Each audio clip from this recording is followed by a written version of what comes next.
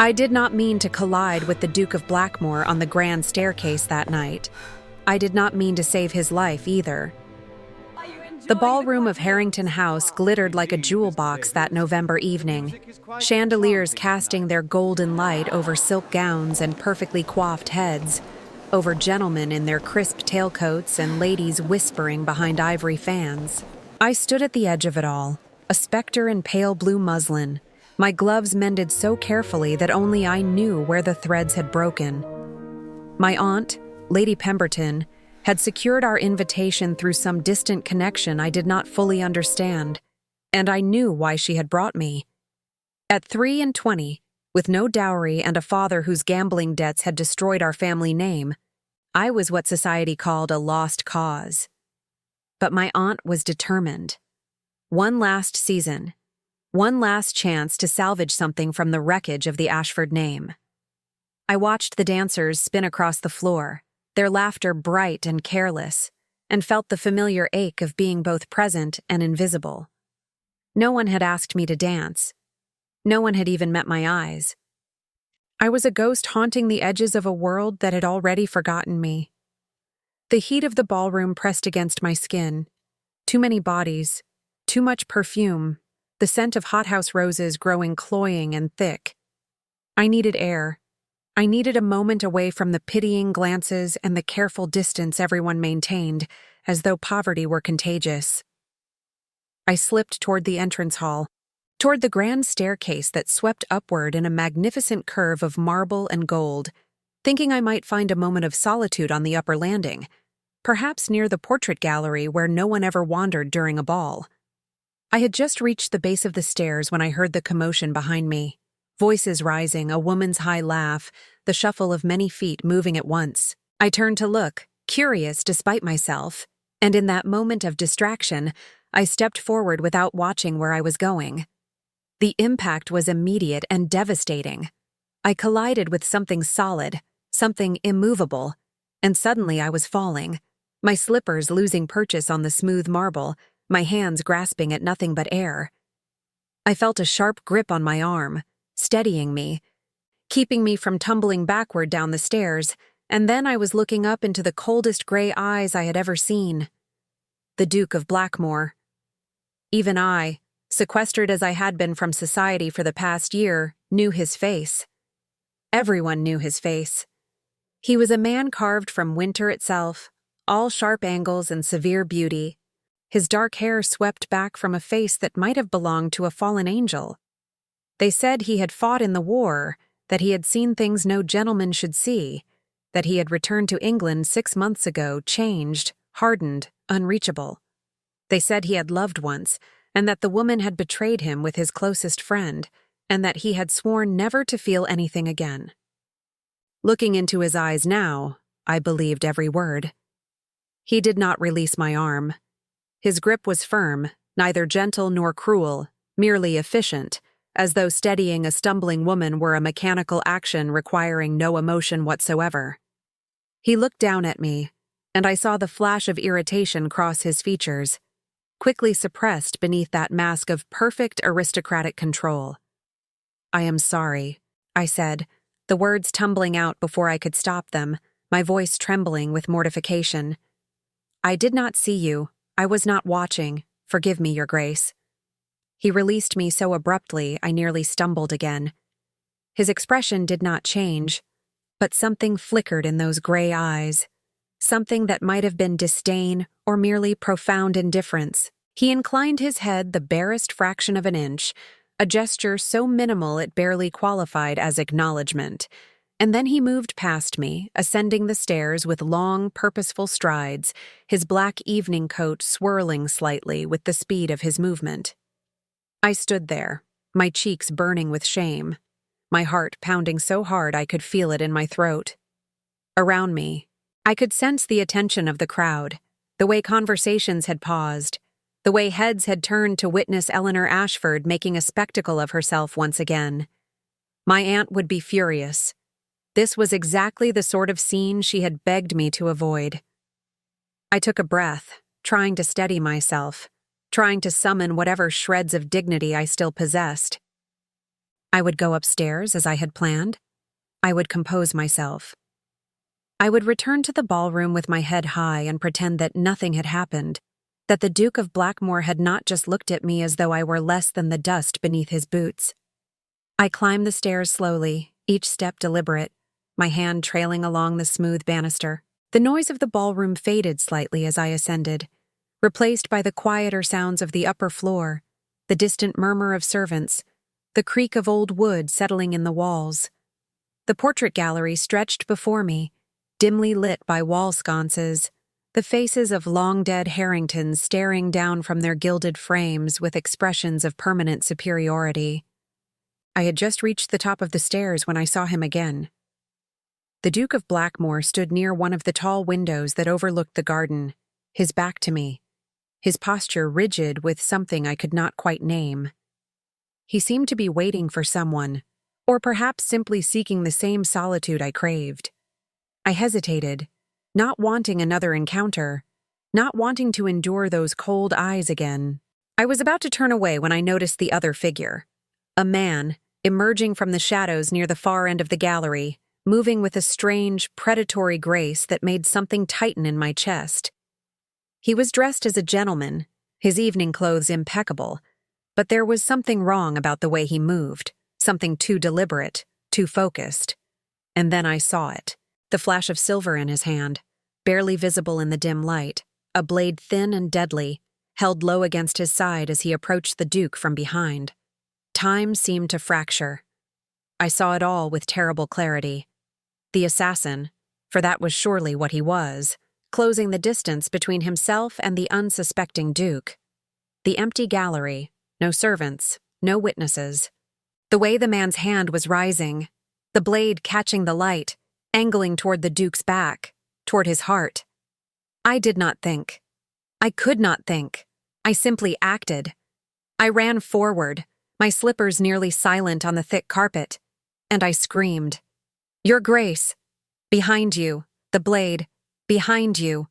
The Duke spun with a speed that startled me, his hand already reaching for something, some instinct from his years at war taking over. The assassin lunged, but my warning had bought the Duke a crucial second, and he twisted away from the strike, the blade slicing through the air where his body had been a heartbeat before. I saw the Duke's face transform, the cold mask shattering, replaced by something fierce and deadly. And then he was moving, his fist connecting with the assassin's jaw with a crack that echoed through the gallery. The assassin staggered but did not fall. He was trained, I realized with a sick lurch of fear. This was no common criminal. He recovered quickly, his eyes wild and desperate, and he lunged again, this time toward me, perhaps thinking to use me as a hostage, perhaps simply seeking any target within reach. I stumbled backward, my shoulder hitting the wall, and I felt the Duke's arm come around me, pulling me behind him, shielding me with his own body as he faced the attacker. The assassin hesitated, and in that moment of hesitation, I heard the thunder of footsteps on the stairs, the shouts of alarm, the arrival of others drawn by my scream. The assassin's eyes darted between the Duke and the approaching crowd, calculating, and then he made his choice. He turned and ran, diving through one of the tall windows in a shower of broken glass, disappearing into the garden below. I heard the crash of his landing, the sound of running feet on gravel, and then he was gone, swallowed by the darkness beyond the house. The gallery filled with people. Gentlemen, servants, my aunt's horrified face, Lord Harrington himself demanding to know what had happened, calling for the magistrate, for guards, for explanations. The noise was overwhelming, a cacophony of voices and movement that pressed in on all sides, and I felt my legs begin to tremble, the shock finally catching up with the terror. The Duke's hand was still on my arm, steadying me again, but this time there was something different in his touch, something almost protective. He turned to face the crowd, and his voice, when he spoke, cut through the chaos with the precision of a blade. "Someone just attempted to kill me," he said, his tone flat and cold. "This woman saved my life." All eyes turned to me. I felt their weight, their astonishment, their sudden, intense scrutiny. My aunt looked as though she might faint. Lord Harrington was already issuing orders, sending men to search the grounds, to alert the authorities. And through it all, the Duke's gray eyes remained fixed on me, studying me with an intensity that made my breath catch, as though he were seeing me for the first time, as though I had just become something more than the invisible girl who had stumbled into him on the stairs. He did not release my arm. "Who are you?" he asked quietly, his voice pitched for my ears alone, too low for the others to hear over their own commotion. And I realized, with a strange mixture of alarm and something else I could not name, that the Duke of Blackmoor, the man who felt nothing, was looking at me as though I mattered, as though I had just become a mystery he was determined to solve. "Eleanor Ashford," I whispered, my voice barely audible. "I am no one, Your Grace. No one at all." His expression did not change, but something in his eyes did, some flicker of emotion quickly suppressed. "I do not believe that," he said. And then, before I could respond, before I could even begin to process what was happening, he turned to address Lord Harrington, his hand still firmly on my arm, claiming me, protecting me, binding me to him in a way that would change everything. The magistrate arrived within the hour. I was questioned. My account of events recorded in careful detail, the broken window examined, the grounds searched though the assassin was long gone. Throughout it all, the Duke remained close, his presence a silent wall between me and the chaos, his authority ensuring I was treated with a respect I had never experienced before. My aunt hovered nearby, her face a mask of confusion and calculation, clearly trying to understand what this all meant for our family, for our prospects. When the questioning finally ended, when the crowd had thinned and the initial panic had subsided, the Duke turned to me once more. "I will call on you tomorrow," he said, and it was not a request. "There are things we must discuss, Miss Ashford. Things I must understand." I nodded, too overwhelmed to speak, and watched as he walked away, his tall form cutting through the remaining guests like a ship through water, commanding and solitary and terribly beautiful. My aunt gripped my arm, her fingers tight enough to bruise. "Eleanor," she breathed, her voice shaking. "Do you understand what you have done? Do you understand?" But I did not understand. Not then. I only knew that I had collided with the Duke of Blackmoor on the grand staircase, and moments later, I had saved his life before the crowd. And nothing, I sensed with a certainty that frightened me, would ever be the same again. We returned home in the early hours of the morning, my aunt silent beside me in the carriage, her mind clearly racing with possibilities I dared not imagine.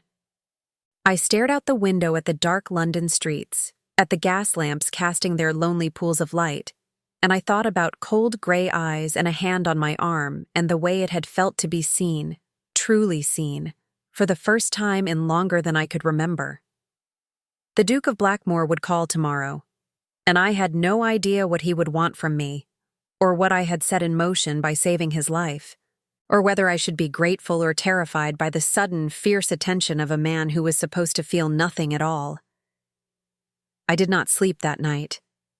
I lay in my narrow bed in my aunt's townhouse, staring at the ceiling where shadows from the street lamps played across the plaster, and I replayed every moment of the evening in my mind. The collision on the stairs, the flash of the blade, the Duke's eyes when he looked at me afterward, as though I had suddenly become visible in a world where I had been a ghost for so long.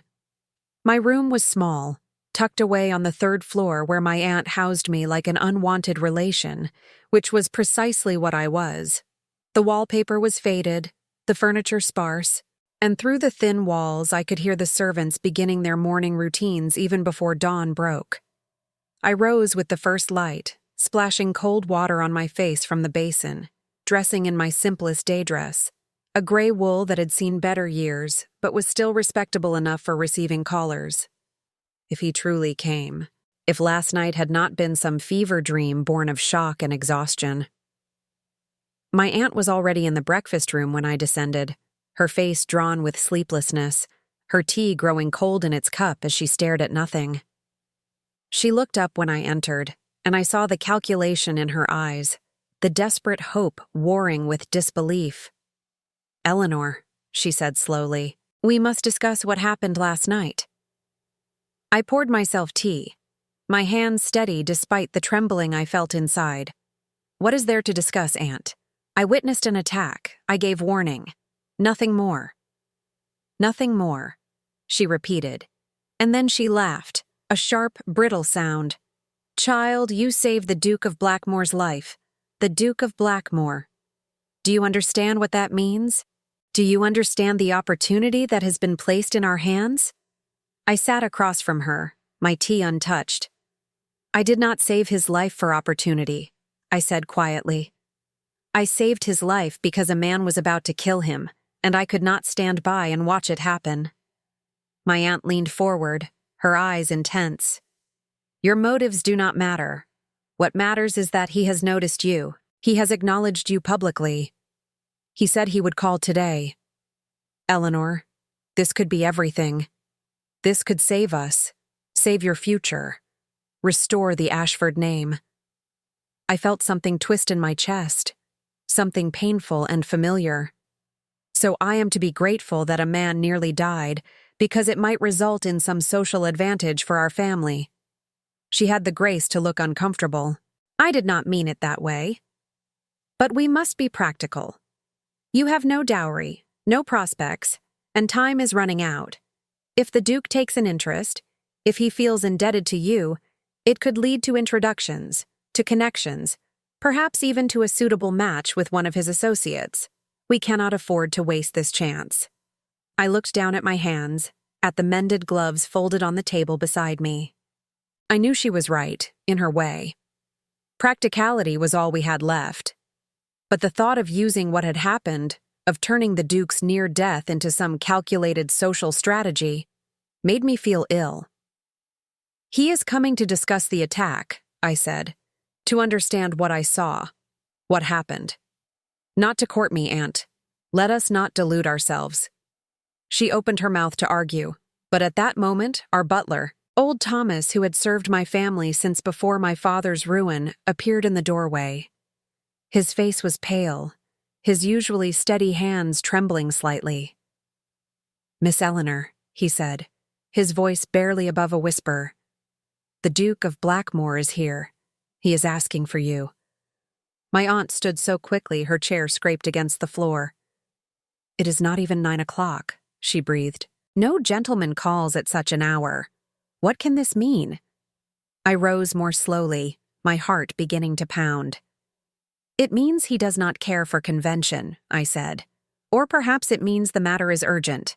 Either way, I should not keep him waiting." Thomas led me to the small receiving room at the front of the house, the one room my aunt kept presentable for the rare visitors we received.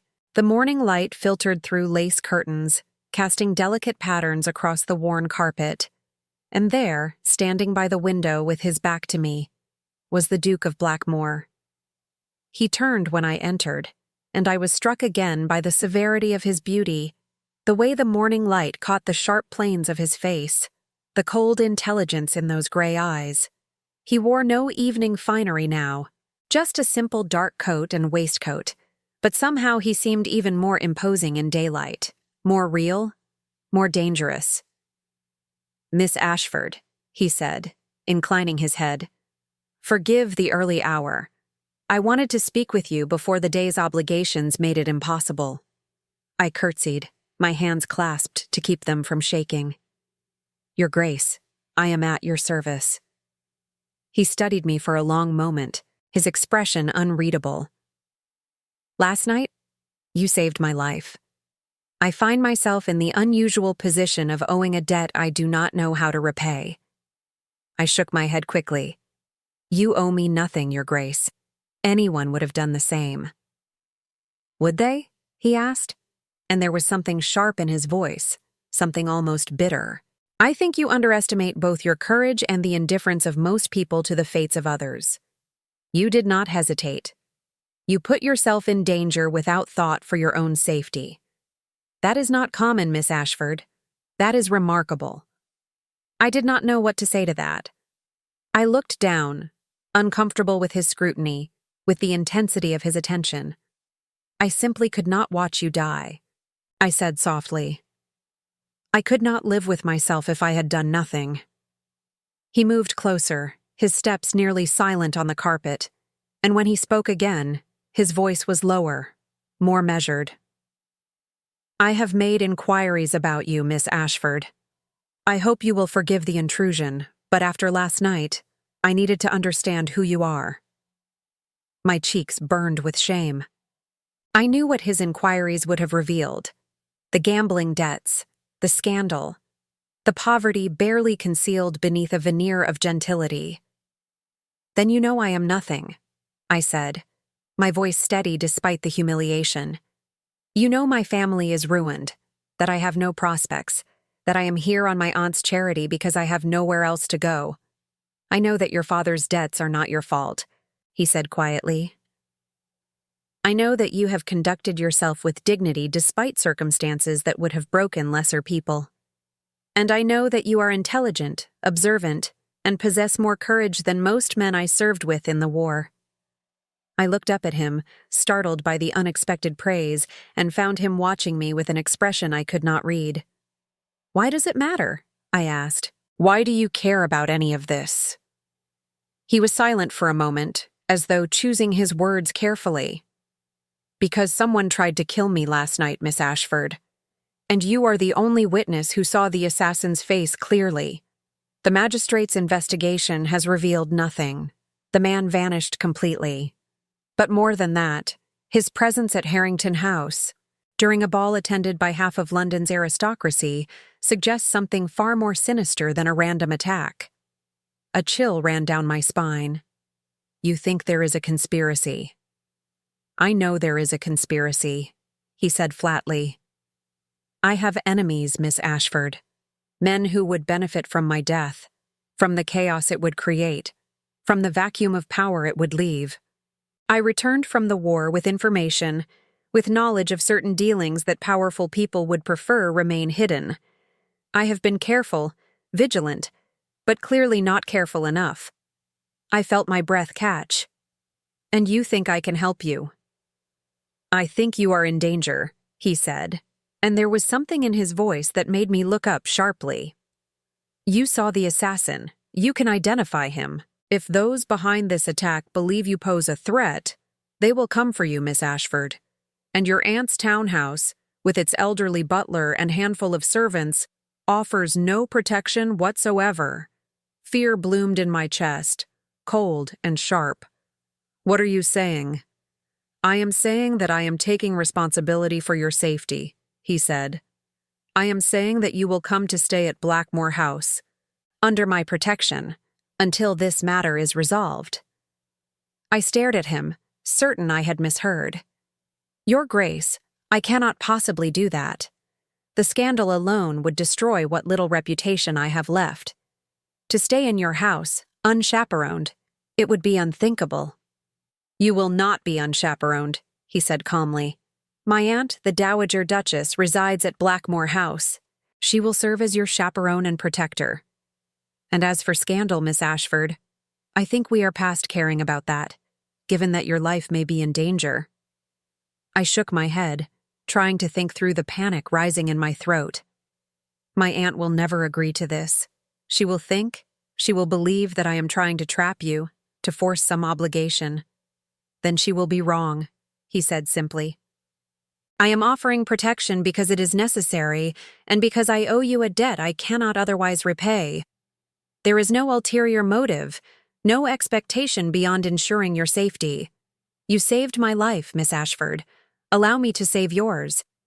I wanted to argue, to refuse, to maintain some shred of independence and pride. But I saw the truth in his eyes, the genuine concern beneath that cold exterior. And I realized that he was right. If there truly was a conspiracy, if the people behind the attack believed I could identify the assassin, then I was not safe. My aunt could not protect me. No one could, except perhaps the man standing before me, the man who had survived a war and returned harder than steel. I will need to speak with my aunt, I said finally. my voice small. "Of course," he said. "I will wait." I found my aunt in the hallway, clearly having been listening at the door, her face a mixture of shock and barely contained excitement. "He wants to take you to Blackmoor House," she whispered urgently. "Eleanor, do you understand what this means?" "It means I may be in danger," I said firmly. "It means nothing more than that, Aunt. Please do not make this into something it is not." But she was already nodding, her mind made up. "You will go, of course. You will be chaperoned by the Dowager Duchess herself. This is perfectly proper, perfectly respectable." "And Eleanor," she gripped my hands, her eyes bright, "this is a chance. A real chance. Do not waste it." I pulled away from her, feeling trapped and manipulated and frightened all at once. "I will go because it is safe," I said, for no other reason. But even as I said it, I knew my aunt did not believe me, and I was not entirely certain I believed myself. Within 2 hours, my few belongings were packed, my best dresses carefully folded by my aunt's maid, and I was sitting in the Duke of Blackmoor's carriage, watching London pass by through the window as we traveled toward Mayfair, toward his house, toward a future I could not begin to imagine. He sat across from me, silent and watchful, and I felt the weight of his gaze like a physical thing. I should have been frightened, perhaps. I should have felt uncomfortable, alone in this enclosed space with a man I barely knew, but instead, I felt strangely safe, as though his presence itself was a shield against whatever dangers lurked beyond the carriage walls. The house, when we arrived, took my breath away. Blackmoor House was magnificent, a grand Georgian mansion with pale stone walls and tall windows that gleamed in the morning sun. Servants rushed to attend us, footmen taking my modest trunk, a housekeeper appearing to welcome me with a curtsy that seemed far too respectful for someone like me. And then, descending the grand entrance staircase with surprising grace for her years, came the Dowager Duchess. She was perhaps 60, with silver hair arranged in perfect curls, sharp blue eyes that missed nothing, and an expression of amused skepticism that reminded me strangely of her nephew.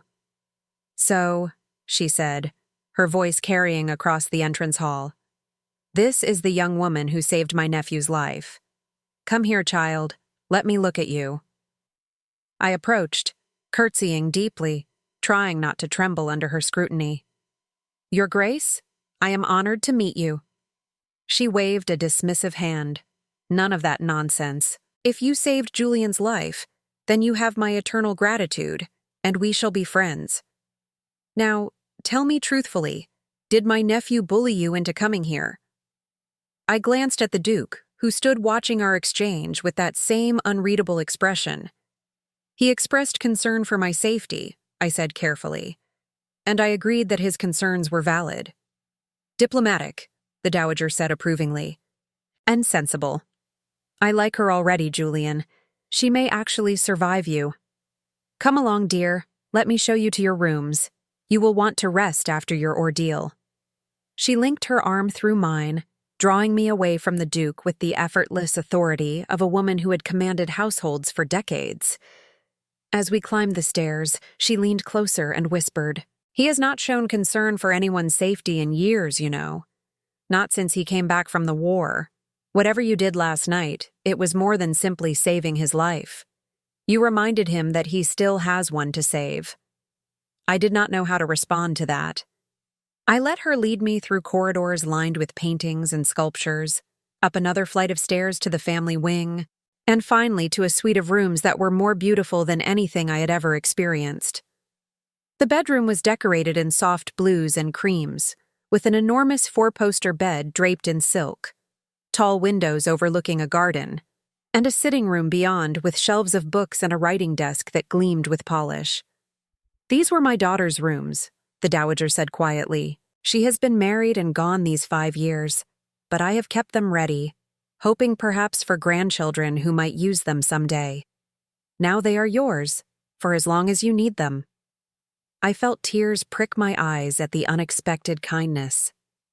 "Thank you," I whispered. "I do not know what to say." "Say nothing," she replied, patting my hand. just be safe and be yourself. And perhaps, if you are very brave, see if you can thaw that frozen heart my nephew insists on carrying around like armor. Now rest.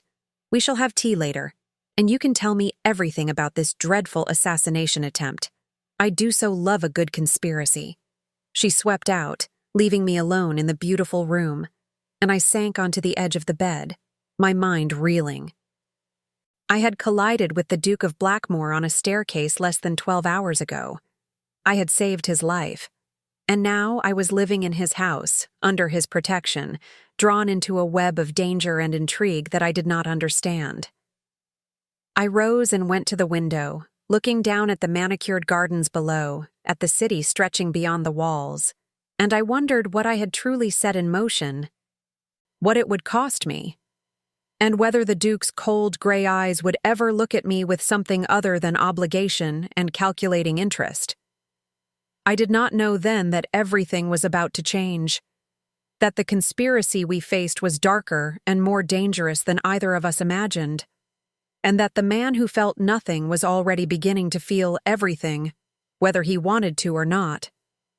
I spent the first 3 days at Blackmoor House feeling like an intruder in a world that was not meant for me. The servants were polite, even kind, but I sensed their curiosity, their whispered questions about who I was and why the Duke had brought me here. The Dowager Duchess, true to her word, became my companion and protector, taking tea with me each afternoon, showing me the portrait gallery where stern-faced Blackmoors stared down from their frames, telling me stories of the family history with a wry humor that made me smile despite my anxiety. But the Duke himself remained distant.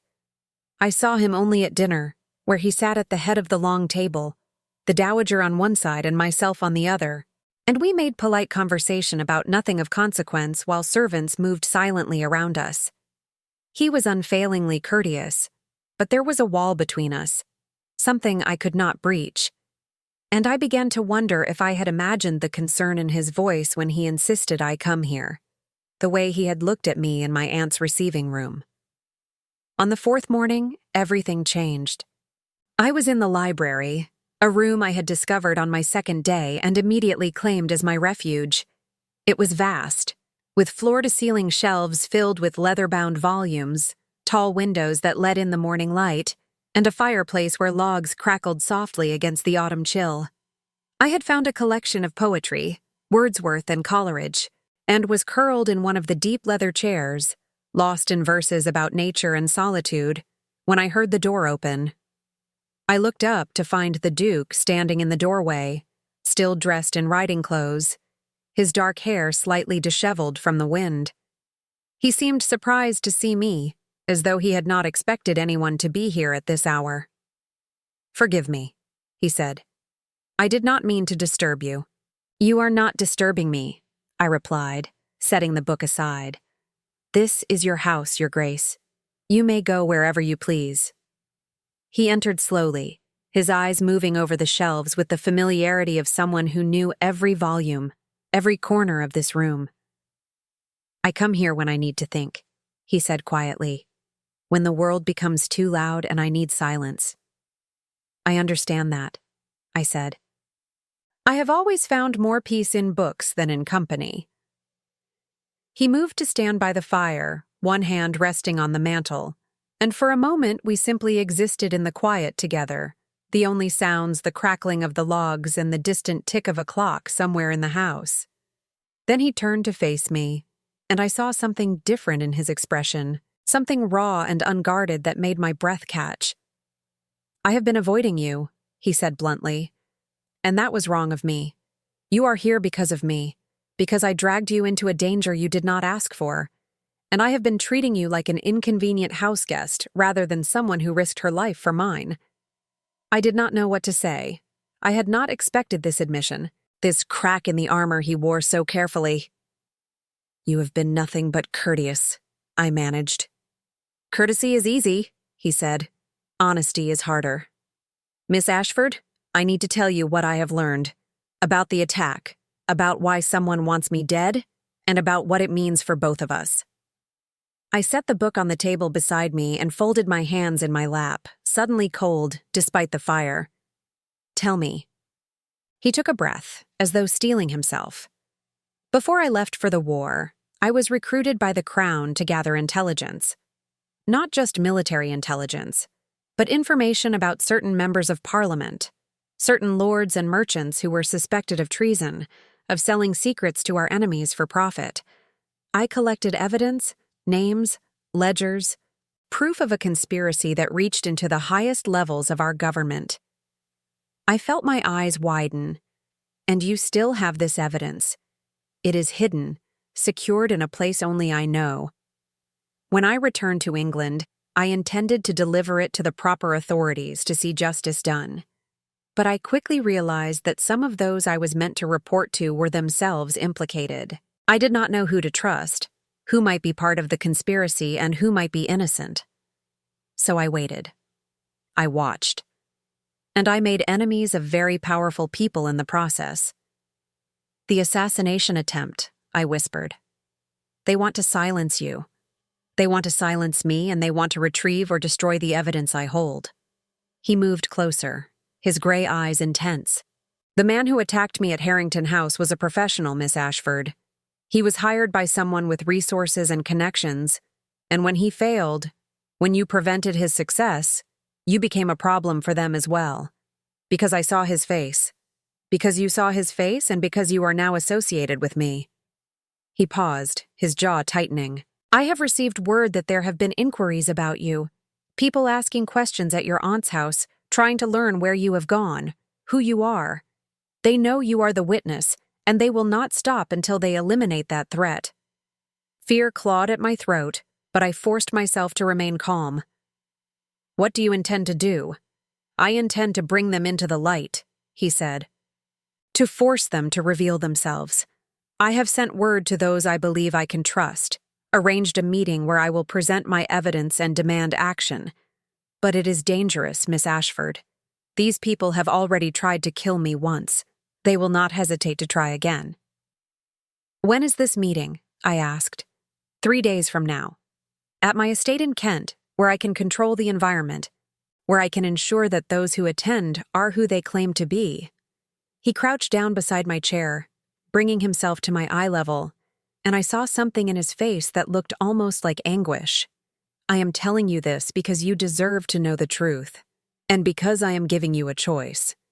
You can stay here, under my aunt's protection, where you will be as safe as I can make you, or you can come with me to Kent, be present when I reveal what I know, and help me identify the assassin if he appears." I stared at him, my heart pounding. "You would take me into danger deliberately. I would give you the choice to see this through," he said. "You saved my life, Miss Ashford. You have a right to be part of bringing those responsible to justice, but I will not force you. The decision must be yours." I thought of my aunt, of her calculations and her desperate hope that my association with the Duke would lead to something advantageous.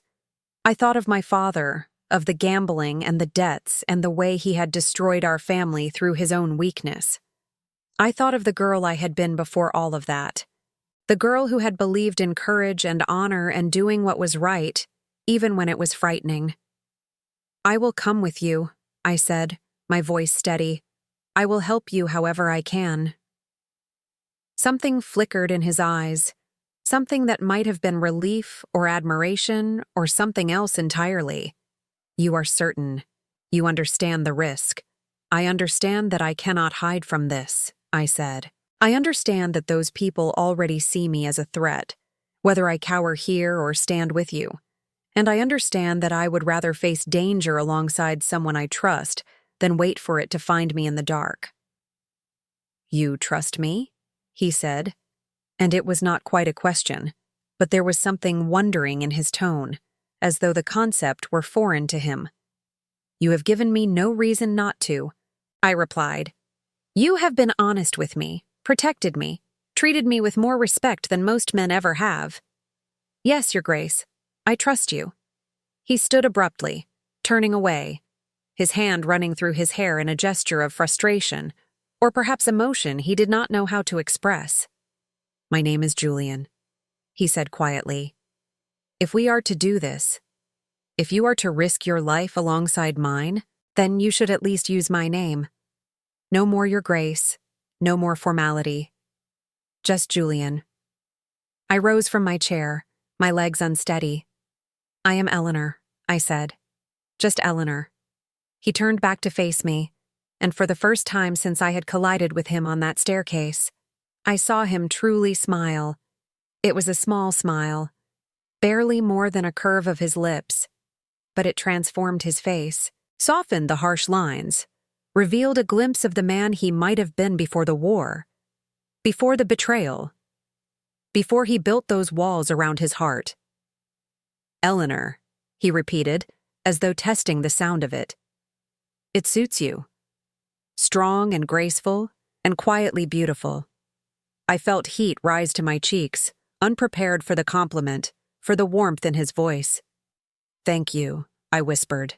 We have 3 days to prepare, he said, his tone becoming businesslike again. Though something had shifted between us, some barrier had fallen. I will teach you what to look for, how to observe without being obvious, how to protect yourself if things go wrong. You saved my life once through instinct. This time I want you to have knowledge and skill on your side as well. And so began the strangest 3 days of my life. Each morning, Julian met me in the library, and we pored over documents, over descriptions of the men he suspected, over diagrams of his estate in Kent, and the routes of escape if we needed them. He taught me how to notice details, how to watch people's hands and eyes, how to recognize the signs of a weapon concealed beneath clothing.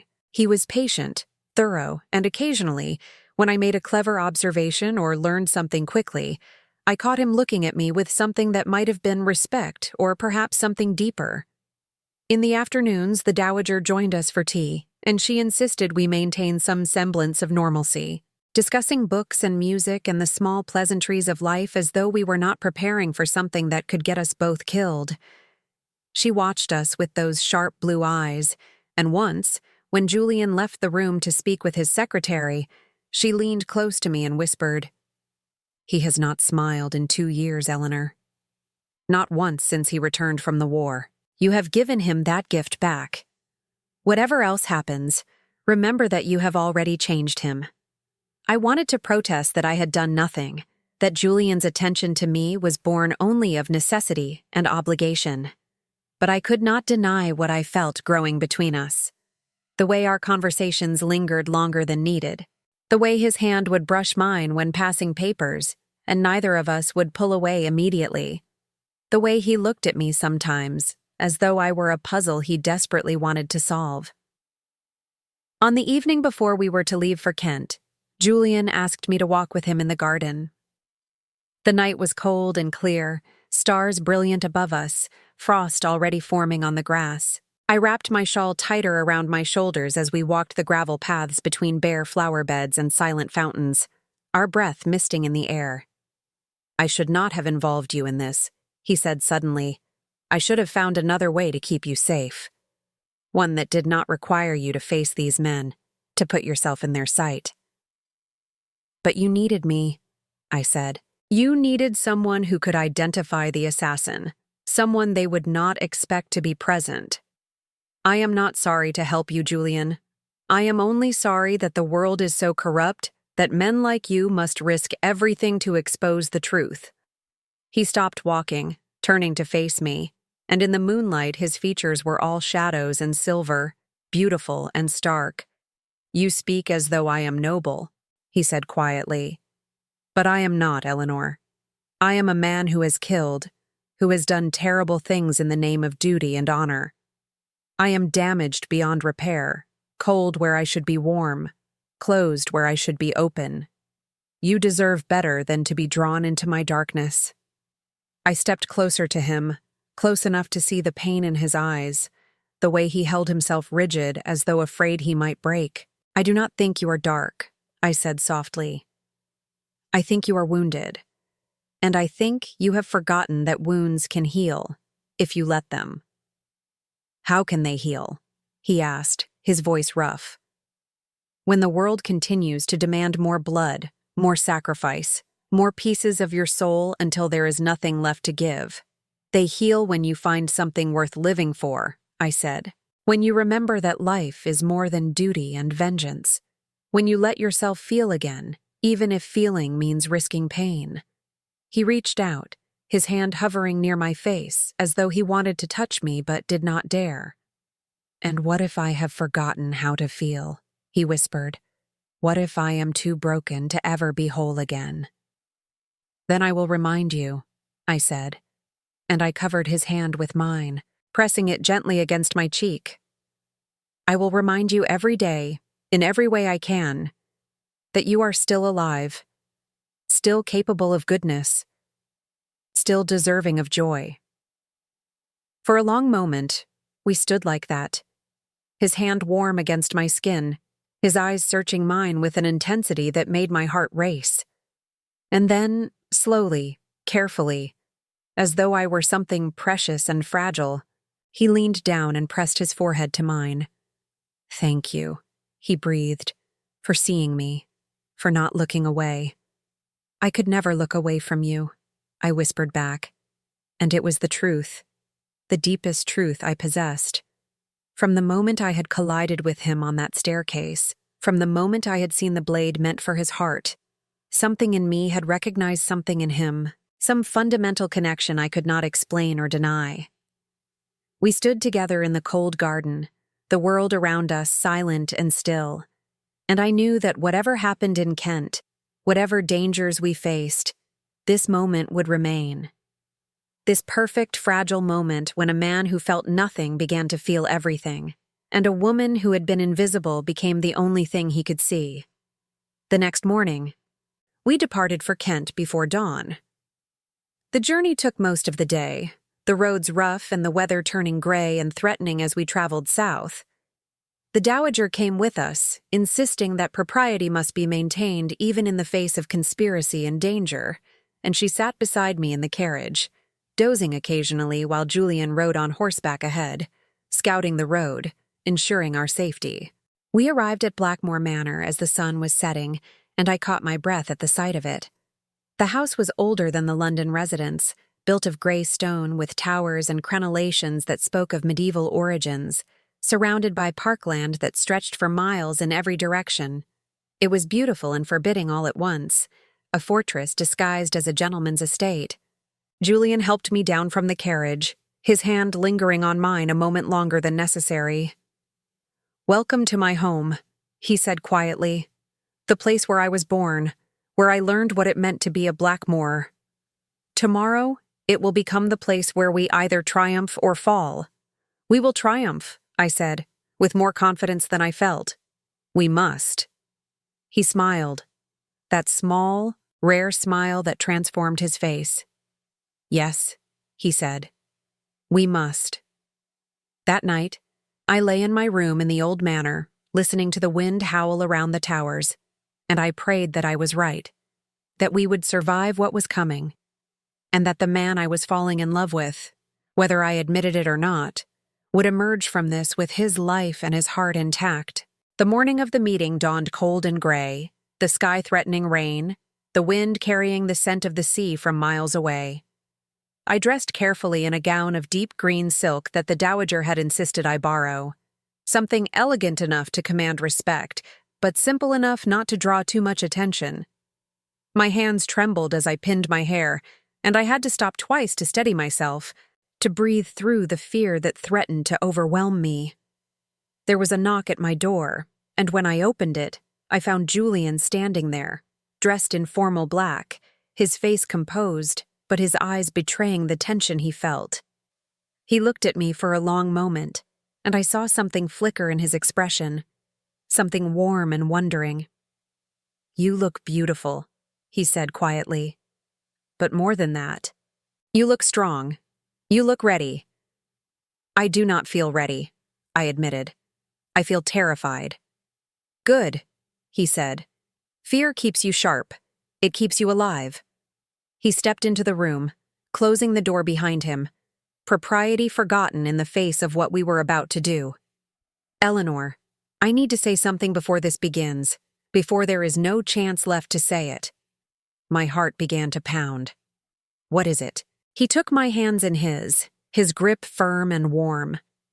If anything happens to me today, if this goes wrong, I need you to run. There is a path through the woods behind the stables that leads to the village, 3 miles east. Go there. Find the magistrate. Tell him everything. Do not try to help me. Do not try to be brave. Just survive. I shook my head. I will not leave you. Eleanor, please. His voice was urgent now, almost desperate. I can face whatever comes if I know you are safe. But if something happens to you because of me, because I brought you into this, I do not think I could bear it. I reached up and touched his face, my fingers tracing the sharp line of his jaw. Nothing is going to happen to either of us, I said. We are going to expose these traitors. We are going to see justice done, and then we are going to return to London and continue our lives. Together. Together, he repeated, and the words seemed to carry weight, seemed to mean more than simple companionship.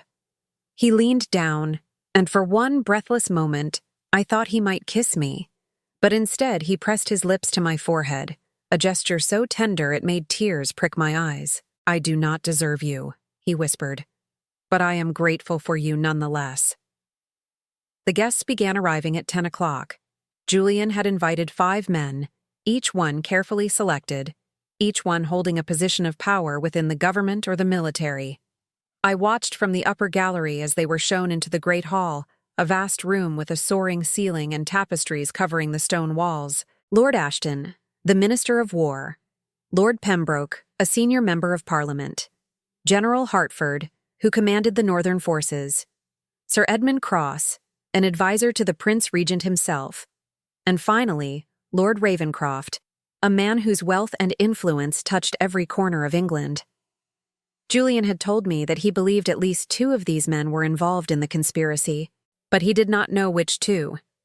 That was why I was here, hidden in the gallery above, watching through the carved wooden screen that allowed me to observe without being seen. My task was simple but crucial. Watch their faces when Julian revealed what he knew. Watch for the tell, the moment of recognition or fear that would betray them. The dowager sat beside me, her face grave, her hand occasionally reaching out to squeeze mine in silent support. We could hear everything clearly through the screen, every word spoken in the hall below. Julian stood at the head of the long table, his posture commanding, his voice steady as he addressed the assembled men. Gentlemen, thank you for coming. I have called you here because I have information of vital importance to the Crown, information that concerns treason at the highest levels of our government. There was a ripple of reaction, surprise and curiosity mixed with something darker in some faces. Lord Ashton leaned forward. That is quite an accusation, Your Grace. I hope you have evidence to support such claims. I have more than evidence, Julian said. I have names, documents, ledgers detailing payments made to our enemies during the war. I have proof of a conspiracy that cost English lives, that prolonged the conflict for profit, that continues even now to threaten our security. He produced a leather portfolio from the side table and opened it, spreading papers across the surface for all to see. I watched the faces below, my heart hammering, searching for the reaction that would give someone away. Lord Pembroke went pale, his hand gripping the edge of the table. General Hertford looked shocked, genuinely so, his military bearing making his emotions easy to read. Sir Edmund studied the papers with narrowed eyes, his expression calculating. Lord Ashton appeared confused, almost angry, as though offended by the very suggestion, but it was Lord Ravenscroft who made my breath catch. For just a moment, just a fraction of a second, I saw something in his eyes. Recognition and fear. I gripped the dowager's hand. Ravenscroft, I whispered. It is Ravenscroft. Are you certain? She breathed back. I am certain. Below, Julian was continuing his presentation, pointing to specific documents, naming names. Some of you may recognize these signatures, he said. Some of you may even know the men involved. But what you may not realize is how deep this corruption runs. How many people have been bought or threatened into silence? Lord Ravenscroft stood abruptly, his chair scraping against the stone floor. "This is preposterous," he said, his voice sharp. "You call us here with accusations of treason based on what? Papers that could have been forged, signatures that could have been faked. Where is your proof that any of this is real, Blackmoor? Where is your witness?" "I have a witness," Julian said calmly. "Someone who saw the assassin sent to kill me. Someone who can identify him if he is among your servants or associates. Someone whose testimony, combined with this evidence, will be more than sufficient to hang every man involved in this conspiracy." Lord Ravenscroft's face went from pale to flushed, a vein pulsing in his temple. "Then produce this witness," he demanded. "Let us see if their testimony holds any weight." Julian looked up at the gallery, and I knew what he was asking. I rose, my legs trembling, and the Dowager squeezed my hand one last time before releasing me. I walked to the staircase that led down to the hall, my footsteps echoing in the sudden silence, and every eye turned to watch me descend. "Gentlemen," Julian said as I reached the bottom of the stairs and moved to stand beside him, "may I present Miss Eleanor Ashford? She witnessed the assassination attempt at Harrington House, and she can identify the man who tried to kill me." I stood there, feeling the weight of their stares, and I forced myself to meet Lord Ravenscroft's gaze directly. He looked at me with something between fury and calculation, and I knew that I had been right. He was involved, and now he knew that I knew. Lord Pembroke spoke first, his voice shaking slightly. "Miss Ashford, you are certain you can identify this assassin. You saw him clearly." "I saw him clearly," I said, surprised by the steadiness of my own voice. "I would recognize him anywhere." "And do you see him here?" Lord Ashton asked, looking around at the assembled men as though expecting one of them to suddenly produce a weapon. "I do not see him in this room," I said, "but I believe someone here knows exactly where he is. Someone here hired him, paid him, and sent him to murder the Duke. And that same person has made inquiries about me, has tried to discover where I am, so that he can silence me as well." Lord Ravenscroft laughed, but it was a brittle sound, forced and unconvincing. "This is absurd. The girl is clearly overwrought, imagining threats where none exist. Blackmoor, I do not know what game you are playing, but these accusations without solid proof will ruin you, not us." "Then let me offer you solid proof," Julian said, his voice cold as winter. He reached into his coat and withdrew a sealed letter. "This arrived yesterday, Lord Ravenscroft. It is a confession, signed and witnessed, from a man named Thomas Garrett. He was an associate of yours, I believe, a man who handled certain financial transactions on your behalf." I saw Lord Ravenscroft's face change, saw the moment he realized he had been caught. "Garrett is a liar," he said, but his voice had lost its confidence. "Whatever he claims, it is false, motivated by greed or revenge." "He claims that you hired the assassin," Julian continued. "He claims that you did so because I possess evidence of your dealings with French agents during the war, dealings that netted you a fortune while English soldiers died. He claims that when the assassination failed, you ordered him to find Miss Ashford and eliminate her as well. And he was willing to provide this testimony in exchange for clemency, because he knows that you planned to kill him too, to tie up loose ends." The room erupted. Lord Ashton rose, his face red with fury. "Ravenscroft, is this true? Have you been trading with the enemy?" General Hertford was already moving toward the door, calling for his men, for guards. Sir Edmund looked stricken, betrayed, his hands shaking as he sorted through the documents on the table. Lord Pembroke simply stared at Ravenscroft with an expression of utter disgust. Lord Ravenscroft backed away from the table, his hand reaching inside his coat, and I saw the glint of metal, saw the small pistol he withdrew with shaking fingers. Everyone froze.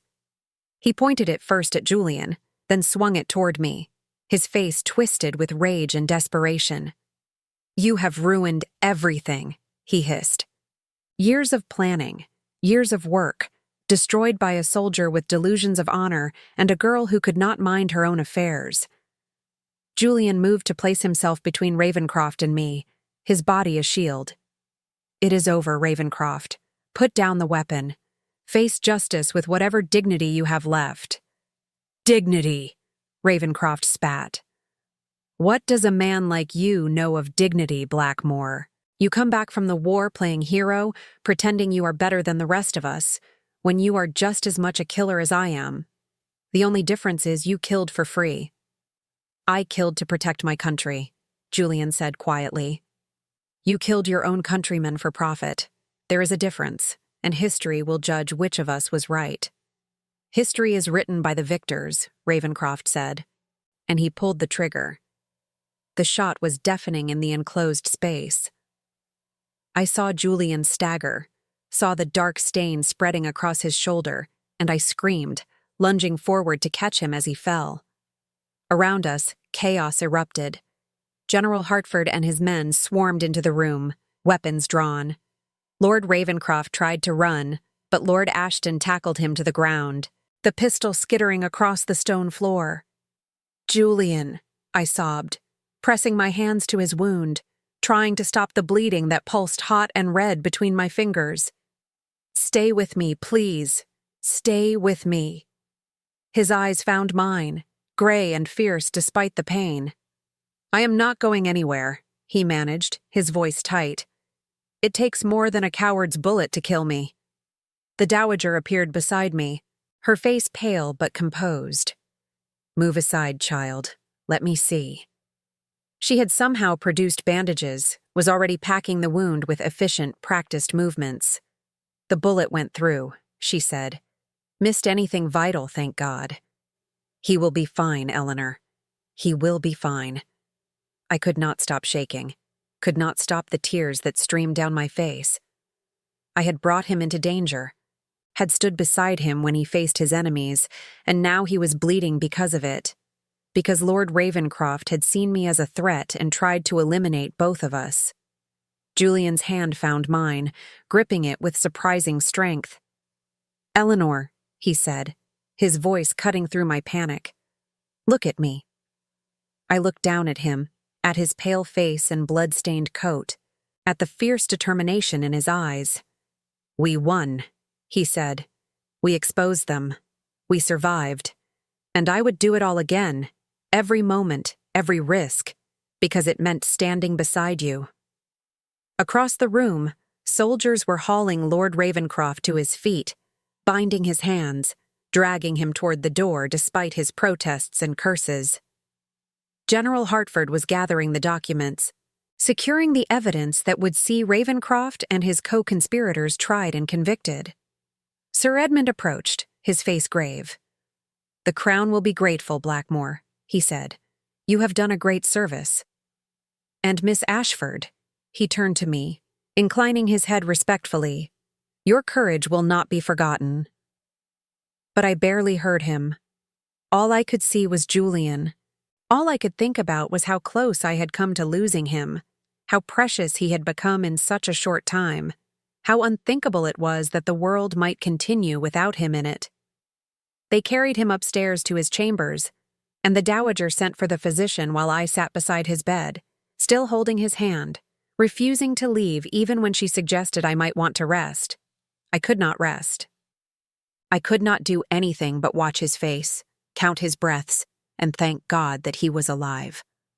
The physician arrived within the hour, examined the wound, cleaned and stitched it with careful precision. "You are fortunate, Your Grace," he said. "Another inch and the bullet would have struck your heart. As it is, you will heal well enough, though you will have a scar." "I am fond of scars," Julian said drowsily, the laudanum the physician had given him making his words slightly slurred. "They remind me I am still alive." After the physician left, after the Dowager had extracted a promise from me to eat something and change out of my blood-stained gown, I finally let myself collapse into the chair beside Julian's bed.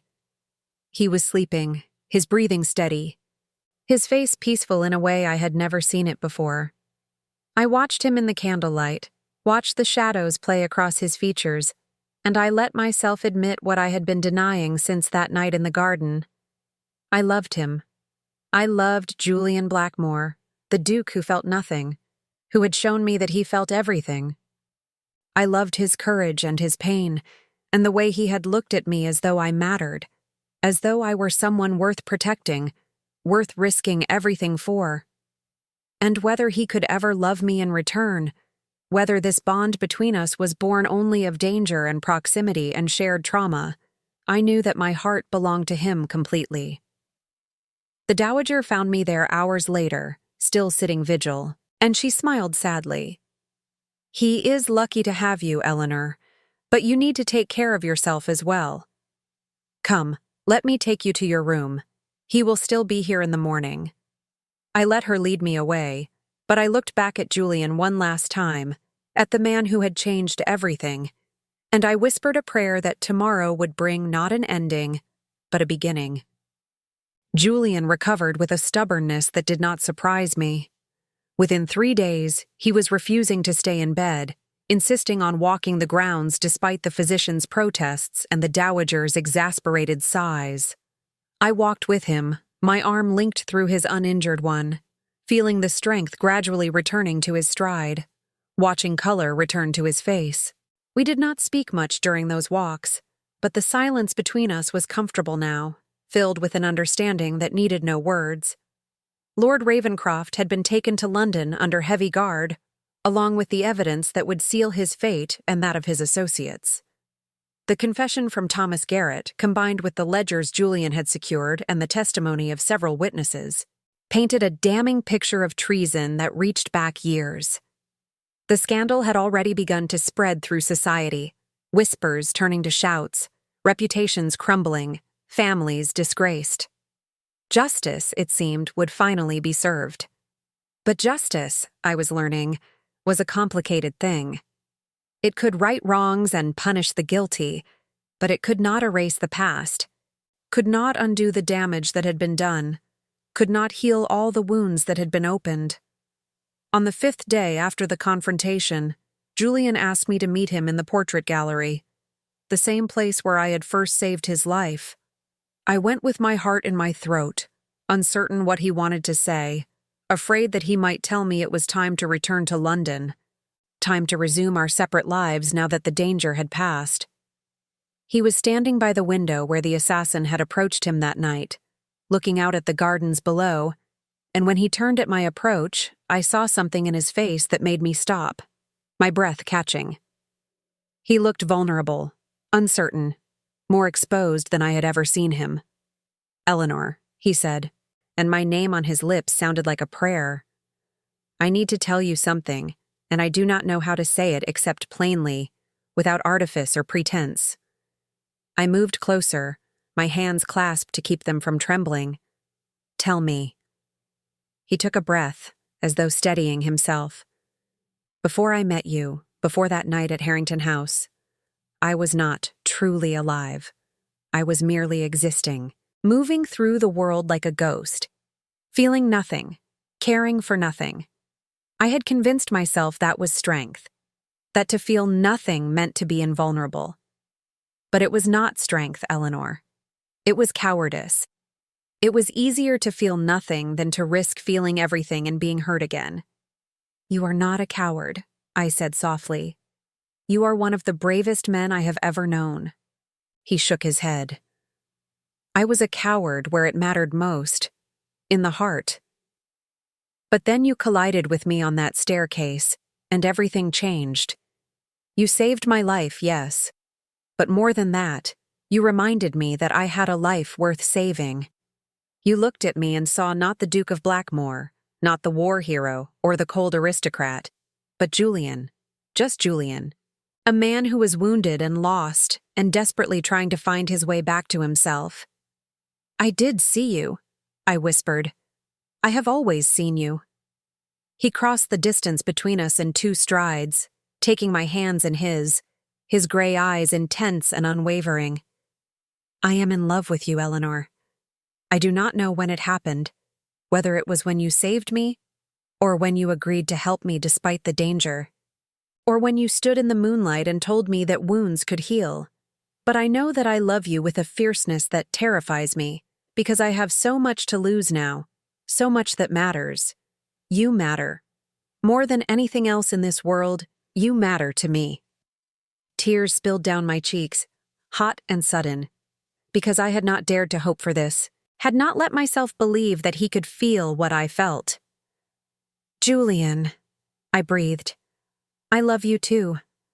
I have loved you since the moment you looked at me as though I was visible, as though I mattered, as though I was someone worth seeing. He reached up, his fingers gentle as they brushed away my tears, and then he was kissing me, his lips warm and sure against mine, and I felt the world tilt and reform around us. This was what I had been searching for without knowing it, this connection, this perfect rightness, this sense of coming home to a place I had never been before. His hand cradled my face, the other arm carefully wrapping around my waist, pulling me closer despite his injury, and I melted into him, into the kiss, into the love that surrounded us like light. When we finally pulled apart, both breathless, he rested his forehead against mine just as he had in the garden, but now there was no hesitation, no walls between us. "Marry me," he said, and it was not a request, but a plea. "Marry me, Eleanor. Let me spend the rest of my life proving that I am worthy of you, that I can be the man you deserve." I laughed through my tears, joy bubbling up inside me like champagne. "You already are that man," I said. "You have always been that man. And yes, Julian, yes, I will marry you." He kissed me again, deeper this time, with a passion that spoke of all the months and years ahead of us, of the life we would build together, of the love that would sustain us through whatever storms might come. And when we finally broke apart, the dowager was standing in the doorway, her eyes bright with tears of her own, a smile on her face that transformed her into someone younger, happier. "About time," she said, her voice thick with emotion. "I was beginning to think you would both dance around this forever. Now come here and let me embrace my future niece properly." I went to her, and she pulled me into her arms, holding me tightly. "You have saved him, Eleanor," she whispered in my ear. "Not just his life, but his heart, his soul. Thank you for giving me back my nephew." We returned to London a week later, and the news of our engagement spread through society like wildfire. There were those who were scandalized, of course, who whispered that I was a fortune hunter who had trapped the Duke through some clever scheme, that he was merely being honorable because I had saved his life. But there were others, far more than I expected, who seemed genuinely happy for us, who saw the truth of what we had found together. My aunt was beside herself with triumph, convinced that her careful planning had somehow orchestrated everything, though she had done nothing but reluctantly allow me to attend one ball. I let her believe what she wanted. It did not matter. Nothing mattered except Julian and the future we would build. The trial of Lord Ravenscroft and his co-conspirators became the scandal of the decade. The evidence was overwhelming, the testimony damning, and when the verdicts were read, there was a collective sense of relief that justice had been done, that the corruption had been rooted out. Ravenscroft was hanged, along with 3 others. Several more were transported, their fortunes seized, their families disgraced. It was brutal and necessary. And though I felt no joy in watching men die, I felt satisfaction in knowing that they would harm no one else, that their treachery had been exposed. Through it all, Julian remained by my side, his presence a constant source of strength and comfort. We were married 3 months later, in a ceremony that was both grand and intimate, attended by hundreds but feeling as though it were only the 2 of us, standing before God and promising to love each other for the rest of our lives. I wore a gown of white silk with lace that had belonged to Julian's mother, and when I walked down the aisle of the great cathedral, I saw him waiting for me at the altar, his gray eyes bright with emotion, a smile on his face that was only for me. The dowager sat in the front row, weeping openly, and even the archbishop seemed moved by the obvious love between us. When Julian took my hand and spoke his vows, his voice was steady and sure. "I promise to love you, Eleanor, not because you saved my life, but because you gave me a reason to live it. I promise to honor you, to cherish you, to stand beside you through every joy and every sorrow. I promise to see you, always, to never let you be invisible again."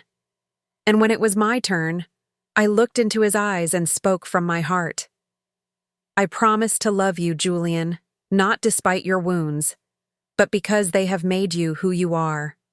I promise to walk beside you through darkness and light, to be your partner, your friend, your love. I promise to remind you every day that you are worthy of joy, of peace, of happiness. I promise to collide with you again and again, in every moment, for the rest of our lives." There was laughter and tears from the congregation, and when the archbishop pronounced us man and wife, Julian pulled me into his arms and kissed me with a passion that was entirely improper for a church but perfect nonetheless. We honeymooned at Blackmoor Manor in Kent, the place where we had faced danger together and emerged victorious. It was spring now, and the gardens that had been bare and frozen were bursting with color, with roses and lavender and honeysuckle that perfumed the air. We walked the same paths we had walked before, but now as husband and wife, as partners in life as well as in adventure. One evening, as we sat together in the library where Julian had first told me he loved me, he pulled me close and said, "I have been thinking about the future, about what we will do with our lives now that the past has been laid to rest." "Tell me," I said, curling against his side, my head on his shoulder. "I want to use my position, my influence, to make changes," he said, "to root out corruption wherever it exists, to help those who cannot help themselves. And I want you beside me, Eleanor. Not as some silent duchess who smiles and pours tea, but as my equal, my partner in everything. Your courage, your intelligence, your compassion, they are gifts I do not want to waste." I sat up, looking at him with surprise and growing excitement. "You would let me work beside you?" "Truly." "Let you," he repeated, and smiled. "Eleanor, I would beg you to.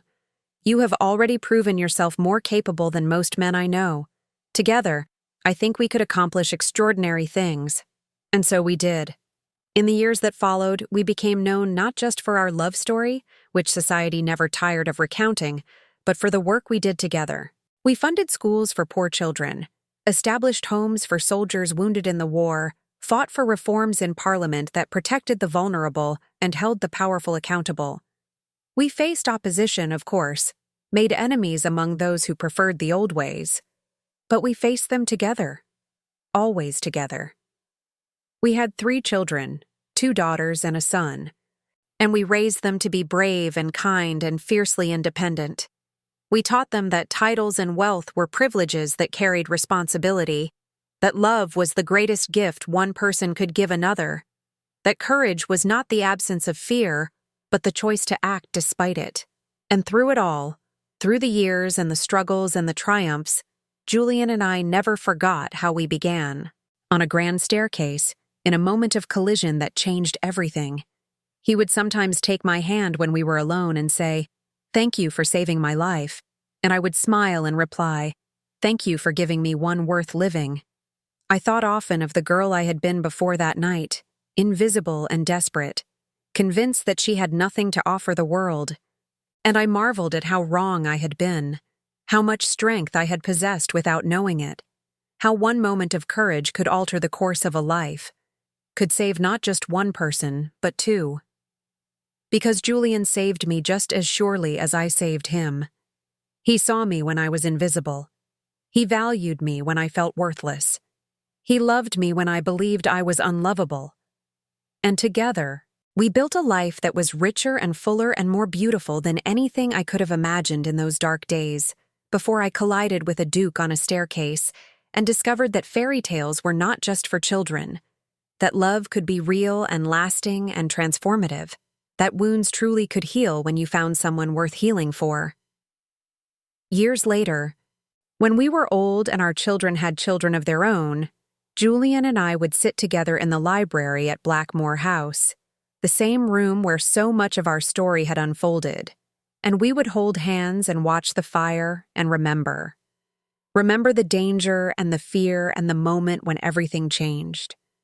Remember the first kiss, the first I love you, the first time we stood together against the world and won.